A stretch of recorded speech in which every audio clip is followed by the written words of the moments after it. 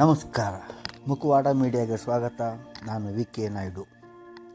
ಈ ದಿನ ಒಂದು ವಿಷಯ ಮಾತಾಡಬೇಕಂತ ಅಂದ್ಕೊಂಡಿದ್ದೀನಿ. ಯಾರು ಏನು ಅಂದ್ಕೊಬೇಡಿ.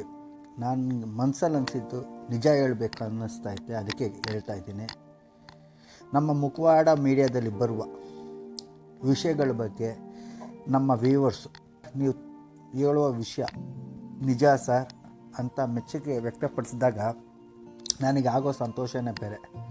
ಹಾಗೆ ಕೆಲವೊಂದು ನಮ್ಮ ಕಣ್ಣು ಮುಂದೆ ಕಾಣುವಂಥ ಸತ್ಯದ ಬಗ್ಗೆ ಮಾತಾಡಬೇಕು, ಮೋಸದ ಬಗ್ಗೆನೂ ಮಾತಾಡಬೇಕು. ನಾನಿವಾಗ ತೋರಿಸ್ತಾ ಇರೋ ಕಾರ್ಯಕ್ರಮದಲ್ಲಿ ಸತ್ಯ ಮೋಸ ಅಂತ ಯಾವುದಿಲ್ಲ, ಅದು ನನ್ನ ಅನಿಸಿಕೆ ಹೇಳ್ತಾ ಇದ್ದೀನಿ. ಅದು ಏನು ಅಂದರೆ, ಬಿಗ್ ಬಾಸ್ ಮನೆಯಲ್ಲಿ ನಡೆದ ಒಂದು ಘಟನೆ ಬಗ್ಗೆ.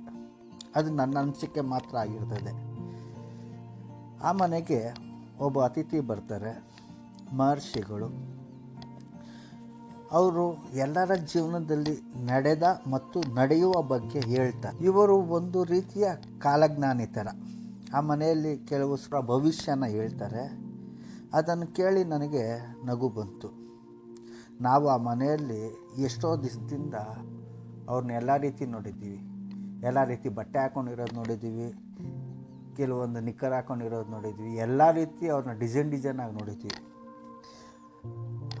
ಆ ಮಹರ್ಷಿಗಳು ಒಬ್ಬೊಬ್ರದ್ದು ಒಂದೊಂದು ಬಗ್ಗೆ ಹೇಳ್ತಾರೆ. ನಿನ್ನ ಕಾಲಲ್ಲಿ ಇಲ್ಲಿ ಟ್ಯಾಟೂ ಹಾಕ್ಕೊಂಡಿದ್ಯಾ, ಅದಕ್ಕೆ ನಿನಗೆ ತೊಂದರೆ.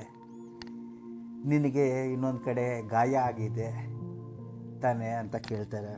ಇನ್ನೊಬ್ಬರಿಗೆ ವಿಲೇದಲ್ಲೇ ಜೋಡ್ಸೋಕ್ಕೆ ಹೇಳ್ತಾರೆ. ಯಾವ ವಿಲೇದಲ್ಲೇ ಒಂದೇ ಸಮವಾಗಿರ್ತದೆ ಹೇಳಿ? ಅವ್ರು ಜೋಡಿಸಿದ ತಕ್ಷಣ ಹೇಳ್ತಾರೆ, ನೀನು ಸರಿಯಾಗಿ ಜೋಡಿಸಿಲ್ಲ, ನಿನ್ನ ಜೀವನದಲ್ಲಿ ಈ ರೀತಿ ಕನ್ಫ್ಯೂಷನ್ ಇರ್ತದೆ ಅಂತ ಹೇಳ್ತಾರೆ. ನಾನು ಹೇಳೋದೇನು ಅಂದರೆ, ಯಾವುದು ಸತ್ಯ ಯಾವುದು ಸುಳ್ಳು ಅದು ಅವ್ರವ್ರ ನಂಬಿಕೆ ಮೇಲೆ ಇರ್ತದೆ. ನಾನು ಅವರು ಎಷ್ಟು ನಿಜ ಹೇಳ್ತಾ ಇದ್ದಾರೆ, ಎಷ್ಟು ತಪ್ಪಾಗಿ ಹೇಳ್ತಾ ಇದ್ದಾರೆ ಅಂತ ನಾನು ಇಲ್ಲಿ ಹೇಳೋಕ್ಕೆ ಬರ್ತಾಯಿಲ್ಲ. ಅದು ಅವ್ರವ್ರ ನಂಬಿಕೆ.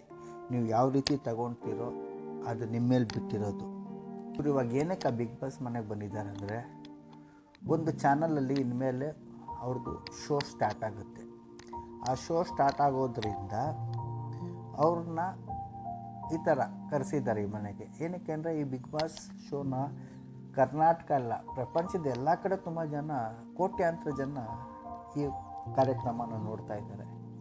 ಇಲ್ಲ ಅವ್ರು ಬಂದು ಹೋದರು, ಹಿಂಗೆಲ್ಲ ಮಾಡಿದ್ರು ಅಂದರೆ ಆ ಪ್ರೋಗ್ರಾಮ್ಗೆ TRP ಜಾಸ್ತಿ ಬರ್ತದೆ ಅನ್ನೋದು ಚಾನಲ್ ಅವ್ರದ್ದು ಇನ್ನೊಂದು ಲೆಕ್ಕಾಚಾರ. ಅದು ನಾವು ತಪ್ಪು ಅಂತ ಹೇಳಲ್ಲ, ಬಿಸ್ನೆಸ್ ಮೈಂಡು. ನಾನು ಹೇಳೋದು ಏನು, ಒಂದೇ ಒಂದು ವಿಷಯ ಇಲ್ಲಿ ಅಂದರೆ, ಇದೆಲ್ಲ ಒಂದು ಟ್ರಿಕ್ಕು, ಬಿಸ್ನೆಸ್. ಯಾವತ್ತೇ ಆಗಲಿ ಅವರು ಭವಿಷ್ಯ ಹೇಳೋದು ಎಷ್ಟು ಸರಿ ಎಷ್ಟು ತಪ್ಪು ಅನ್ನೋದನ್ನ ನೀವು ಯೋಚಿಸಿ. ಎಲ್ಲರಿಗೂ ಕೇಳ್ಕೊಳೋದೊಂದೇ, ದೇವರಲ್ಲಿ ನಂಬಿಕೆ ಇಡೋದು ತಪ್ಪಲ್ಲ.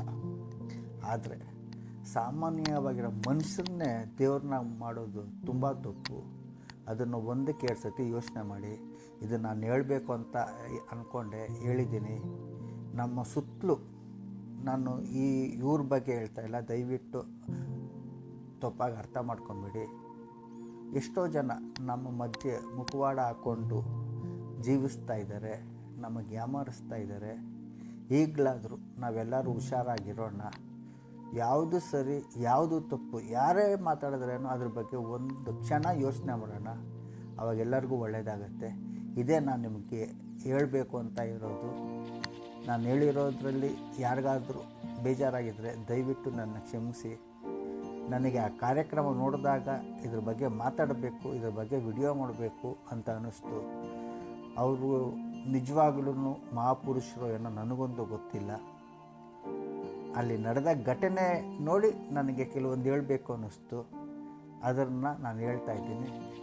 ಎಲ್ಲರೂ ನೋಡಿ ನನ್ನೂ ಆಶೀರ್ವದಿಸಿ, ನಮ್ಮ ಚಾನಲ್ನು ಬೆಳೆಸಿ. ಇದೇ ರೀತಿ ಯಾವುದು ಸರಿ ಯಾವುದು ತಪ್ಪು ನಾನು ಹೇಳ್ತೀನಿ, ಅದ್ರ ಮೇಲೆ ನೀವು ಹೇಳಿ. ನಾನು ಹೇಳಿ ಸರಿನಾ ನಾನು ತಪ್ಪ, ನಾನೇನಾದ್ರು ತಿದ್ಕೊಳ್ಬೇಕು ಅಂತಿದ್ರೆ ತಿದ್ಕೊಳ್ತೀನಿ. ಇದೆಲ್ಲದಕ್ಕೂ ನೀವೇ ಕಾರಣಕರ್ತರಾಗ್ತೀರ. ಬನ್ನಿ ನನ್ನ ಜೊತೆ ನನ್ನ ಕೈ ಜೋಡಿಸಿ ಅಂತ ಕೇಳ್ಕೊಳ್ತಾ ಇದ್ದೀನಿ.